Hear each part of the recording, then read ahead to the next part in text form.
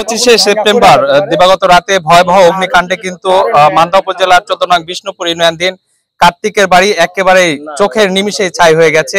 এরকম একটি সংবাদ কিন্তু নয়াদিগন্তের পর্দে আপনারা দেখেছেন। সেই সংবাদটি প্রচারের পরে কিন্তু এই উপজেলায় বিভিন্ন সামাজিক রাজনৈতিক ব্যক্তিবর্গ এই অগ্নিকাণ্ডে ক্ষতিগ্রস্ত পরিবারের পাশে এসে দাঁড়িয়েছে। তারই ধারাবাহিকতায় মান্দা উপজেলা বিএনপির সভাপতি ও ঢাকা বিশ্ববিদ্যালয়ের সাবেক ছাত্র দলের আহ্বায়ক মতিন কিন্তু ইতিমধ্যেই এই অগ্নিকাণ্ডে ক্ষতিগ্রস্ত পরিবারের পাশে এসে দাঁড়িয়েছে।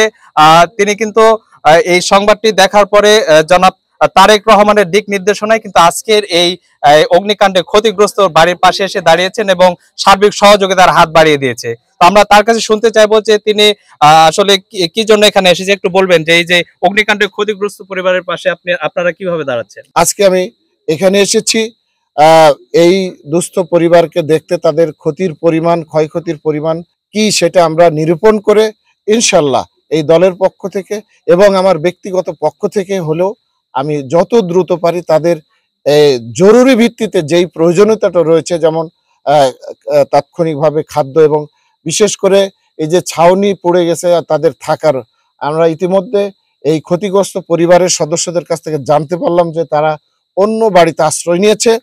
আমরা ইনশাল্লাহ আপনাদের মাধ্যমে আশ্বস্ত করছি এবং আজকে এখানে স্থানীয় নেতৃবৃন্দ রয়েছেন, আমাদের এই বোনেরা রয়েছেন, এই ক্ষতিগ্রস্ত পরিবার রয়েছে, তাদের এই থাকার জন্য যত দ্রুত সম্ভব আমরা একটা ছাউনি করে দিয়ে তাদের নিরাপদে থাকার ইনশাল্লাহ ব্যবস্থা করে দেবো। আজকে আমরা তাৎক্ষণিকভাবে এখানে এসে আমরা নগদ কিছু অর্থ এখানে দিয়ে যাব এবং পরবর্তী পর্যায়ে আমরা এই একটা এস্টিমেট করে যে আপাতত ঘর করার জন্য কি পরিমাণ অর্থের প্রয়োজন হবে বা কি কি সাহায্য প্রয়োজন হবে সেটি আমরা আলাপ আলোচনা করে, আমাদের স্থানীয় নেতৃবৃন্দর সাথে আলাপ আলোচনা করে আমরা খুব শীঘ্রই ইনশাল্লাহ এই দুস্থ অসহায় পরিবার, ক্ষতিগ্রস্ত পরিবারকে অন্তত নিজেদের বাড়িতে থাকবার জন্য ব্যবস্থা করে দেব। মহান রাব্বুল আলামিন যদি তৌফিক দান করেন। এই নির্দেশনা শুধু আজকের না, আমাদের প্রিয় নেতা তারেক রহমানের এটা নির্দেশনা চলমান রয়েছে যে বিএনপির নেতাকর্মী যে যেখানে আছো তার অঞ্চলে, তার প্রতিবেশী যেভাবেই যেখানে ক্ষতিগ্রস্ত হোক না কেন তাদের সামর্থ্য অনুযায়ী তাদের পাশে দাঁড়াতে হবে, এটি তার কঠোর নির্দেশনা।